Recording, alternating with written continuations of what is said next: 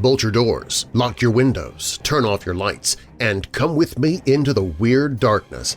I'm Darren Marlar, bringing you true stories of the paranormal, supernatural, legends, lore, crime, conspiracy, mysterious, macabre, unsolved, and unexplained 7 days a week. Recently voted number 2 in the best horror true crime podcasts for 2020 by Podcast Magazine. Search for Weird Darkness wherever you listen to podcasts. Woo, y'all, I smell good today. I broke out a brand new bar of hippie number 1. I also broke out a bar of the dude and I combine them. It's like I wash my head with the hippie bar number 1 and I take the dude and I wash my chest. Then I take the hippie number 1, I wash my legs and my feet, and I just got this big combination of scents going on and my wife loves it. I've been reading some reviews on the Yeti Bar soaps and they are phenomenal. Yeti Bars is an exceptional company and they make an exceptional soap. The bars are bigger than their competitors and the bars are less expensive. It's an economical way to get some custom soap. And when you get ready to buy some, use the code DC10 at checkout and get a 10% discount. YetiBars.net and Yeti Bars on Facebook. They'd love to hear from you.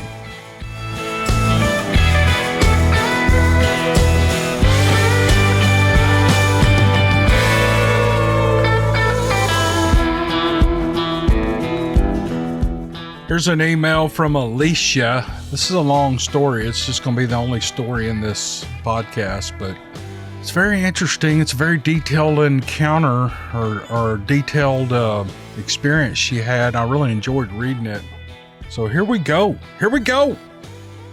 She writes, "Hello, Cam. I finally decided to turn my story over to you and our people. For starters, my name is Alicia, and you're welcome to share this on the air. I'm born and raised in upstate New York and have been hiking since I was 4 years old. Beyond hiking, I'm an avid kayaker, fisher, and hunter. And I tell you this to set the tone that I'm familiar with outdoors and have encountered everything from black bears to white-tailed deer from a very young age. I've never had any fear of the forest, and when I was an awkward teenager, I sought refuge in the dense forest surrounding my home in Richmond Hills of New York. Some of you may know the area by its notable ski resort, Bristol Mountain. This story, however, takes place in the Blue Ridge Mountains, just outside of Asheville, North Carolina. I apologize in advance because this will be a long one in order to convey the necessary details. I was about 25 years old at the time. I'm now 31, but I remember it like it was yesterday. At the time, I was in a very strained living situation with my ex-boyfriend, John. It is important for the sake of this story that you understand that he was a simply terrible person. He was quick to anger, verbally abusive, and just overall a miserable, wretched human being. In a last attempt to find some positivity in this situation, I came up with the idea to take a trip to the mountains. I'd never been there before and I was eager to get away. We packed up my tiny car, an Acura Integra with supplies, and my best friend Lola, a pure white lab husky pit bull mix. My dog was only about 6 months old at the time and had more energy than the Energizer Bunny. Lola was not very well behaved yet, and I was still very much committed to her training. Remember this. After a 6-hour drive from my current residence at the time, outside of Raleigh, North Carolina, we arrived in the lovely Asheville area. The next 2 days, we spent our time driving up and down the Blue Ridge Parkway, stopping at overlooks and hiking in search of the many beautiful waterfalls. The 4th of July holiday had brought crowds of people to the area, and I found myself searching for areas less traveled to get away and into the serenity of the mountains. On the 3rd day, things were unraveling quickly with John, and I was severely debating my life choices. I told John I had found a place named Graveyard Falls, and I was going whether he liked it or not. Now for some background information on this area. It is a heavily traveled area because it has a natural water slide for families to enjoy. I decided, crowd or not, I was going to enjoy the experience one way or the other. John argued with me as usual and finally gave up when I told him in no uncertain terms that if he didn't like it, he could get the hell out of my car and find his own way home. I was at my breaking point with him, and I knew my family would help me to get back in a better direction. We pulled into an overflow parking lot at the trailhead for Graveyard Fall. After gathering my things and getting Lola into her harness, I surveyed the area. The parking lot sat above the trail, where you could see it steadily sloping down until it comes to a split and both directions were swallowed by the thick forest. I watched as every person I saw took the path to the right, and I quickly gathered that was the way to the falls. This was confirmed when I saw a family come from that way wrapped in towels and smiling from ear to ear. The three of us started down the trail, and a sweet older couple that I would gauge to be in their mid to late 60s asked if I was familiar with the area. I told them no, and that I was from New York. They told me they were from New York as well, and they wanted to see the falls, but the woman was concerned that her husband may not be able to handle the terrain. I advised her to check with the park ranger so they could give them advice on the trails that may be easier for them. She thanked me for the idea, and we wished each other well. John was visibly irritated about me taking too long to speak with the couple and was gesturing me to hurry up. I jogged a few paces to catch up with him and Lola. He growled at me that he wanted to smoke some marijuana before we embarked upon the crowded trail. Well, I was not opposed to the idea and have been a habitual user of marijuana for many years. I gestured for him to take the trail to the left, and it was surprisingly empty for the amount of people that were there. We followed the trail for about 15 to 20 minutes before we came to a point where it looked like another trail was carved out.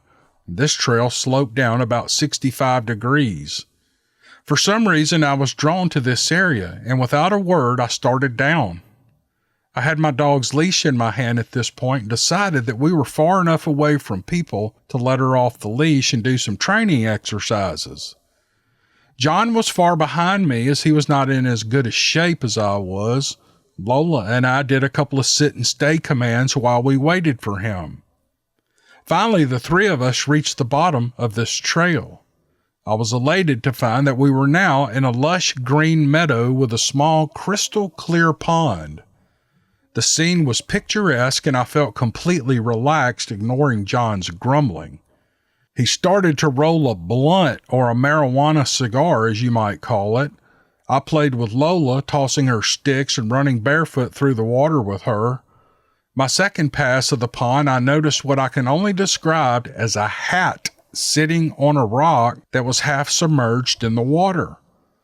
I walked closer to it, and it was a dark green hat with feathers attached. My first thought was it looked Native American. I was no more than 2 inches from touching it when I heard the lighter click as John hit the blunt.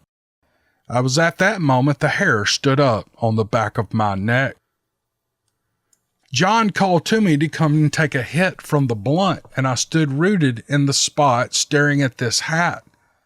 Lola returned to my side and nudged my hand with her nose. This snapped me out of whatever trance I was in, and I immediately felt the need to run like hell. I repressed this feeling, telling myself to calm down and that I was being ridiculous. I told John about the hat, and he just said it was probably a hangout spot for locals. I didn't respond and hit the blunt once. As I sat, I realized the forest had gone completely silent. No birds, no squirrels, no occasional holler from fellow tourists I had frequently heard upon my descent to the spot that we were sitting. It was just complete eerie silence. This was my first sign, and I stood up quickly and I told John something was not right and that I was leaving. He called me names and yelled at me because he wanted to stay. I didn't hesitate. Within a minute, I stuffed my feet back in my shoes, I called Lola, and I started climbing the hill. John was still sitting there smoking when I looked back for one last glance at this gorgeous meadow. He swore at me, and he didn't move a muscle. I quickly moved up towards the more difficult part of the climb, and that's when I heard it. Something was following me. As this realization set in, I stumbled over Lola, who was pressed against my leg. Normally, she is running around and pushing her boundaries, but she wasn't now. She had her tail pinned between her legs, and she looked terrified. I clipped the leash onto her, and I slowed my pace. I was not going to flee and make myself look like prey. That was my first thought. My second thought was maybe it's just some a-hole trying to scare me.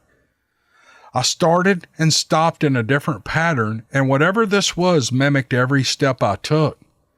I started walking again at a brisk pace and looking all around me. I couldn't see anything but forest, and I started trying to piece this together in my mind.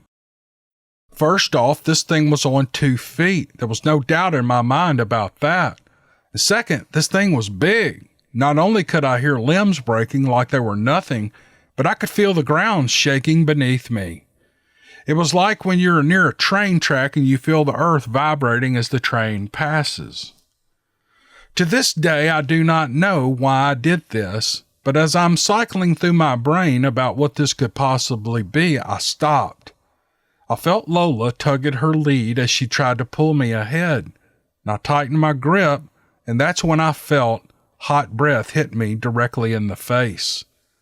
I froze and stared into the trees, and they were so thick I couldn't see anything except intertwined branches. I felt it exhale again, and this time I registered the smell. It was an earthy and rotten odor, like when you leave your worms in direct sunlight on a hot day after a long day of fishing. I didn't throw up, but I'm not sure how. At this point, Lola started to whine. Any sense of control over my actions was gone at this point. I grabbed my girl and I ran until I reached the fork in the trail and I heard people again. I'm 5 foot tall, and at that time I weighed about 100 pounds soaking wet. My dog was about 45 pounds at that age, almost full grown, and I picked her up like the morning newspaper. Adrenaline is a funny thing. The story does not end there. I reached the trail out of breath and shaking like a leaf. I put my dog on the ground as I finally felt the true toll of her weight hit me. At this point, I was looking like a crazy person, spinning around and looking everywhere for whatever this thing was. Was it still after me? And most importantly, what the hell was it? At this point, I heard a familiar voice, and it was the older couple. The woman saw me and asked me if I was okay. She was clearly concerned for me, and it took me a few moments to catch my breath and attempt to speak. I told her something had chased me and we all need to get out of there. Well, she seemed unsure of what to say and stared at me as if to try and figure out what I was telling her. In the most polite tone I could muster, I told her something is out there and it's not safe here. I'm leaving immediately. And that's when she told me, "Dear, you were only gone a couple of minutes. My husband and I turned around after we talked to you to go speak with the rangers at the visitor center."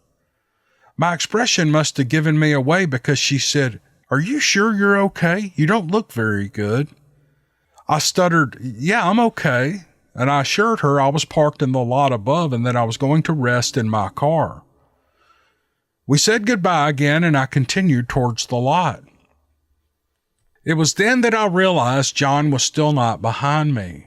I looked up at the sky as my feet touched the gravel and I watched a massive storm cloud roll over to the top of me. My heart sank as I pondered his fate. I didn't like the guy, but I didn't want to be responsible for whatever was going to happen to him. I remembered the moment that I had my hand over my key and I heard someone sprinting up behind me.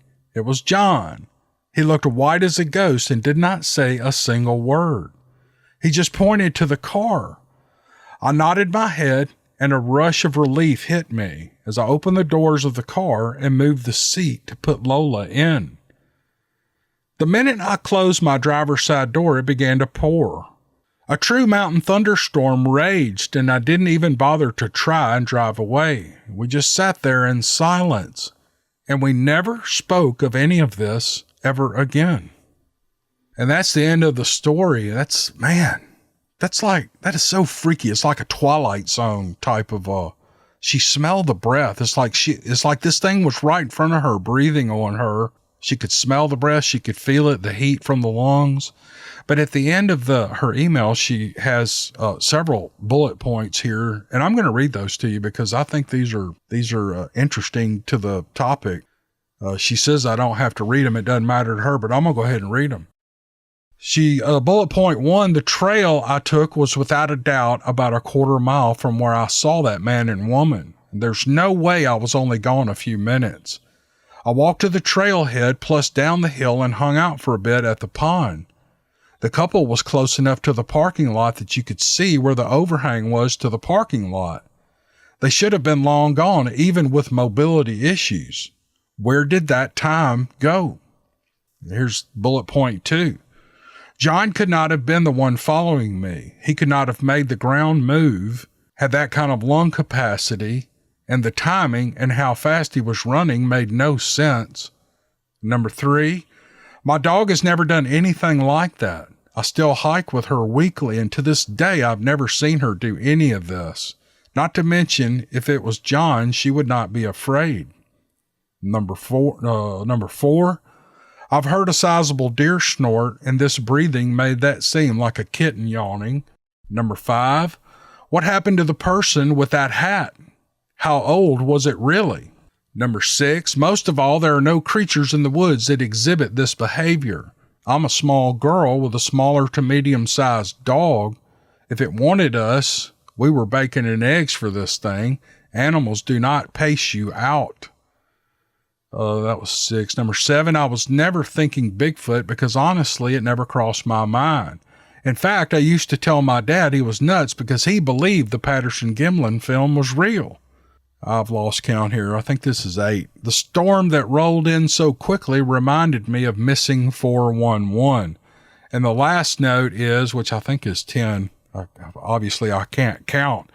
Lastly, I just want to say I never saw it, and I'll never claim to, but it started me on a mission to find out what it was. And between you, Cam, and Wes at Sasquatch Chronicles, I have found my answer.